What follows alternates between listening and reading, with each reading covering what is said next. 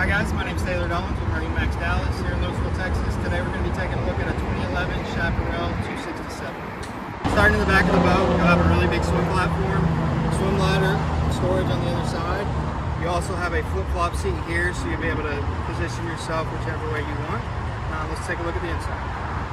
So taking a look in the cockpit area, you'll have a nice sink over here, storage area for your cooler, additional storage, table, tons of storage under your seats. This boat's going to come with a full bimini top. So working our way up a little more, you'll have two nice bucket seats here, really big ski locker area, really clean dash, all your gauges, all your switches as well, really nice and laid out.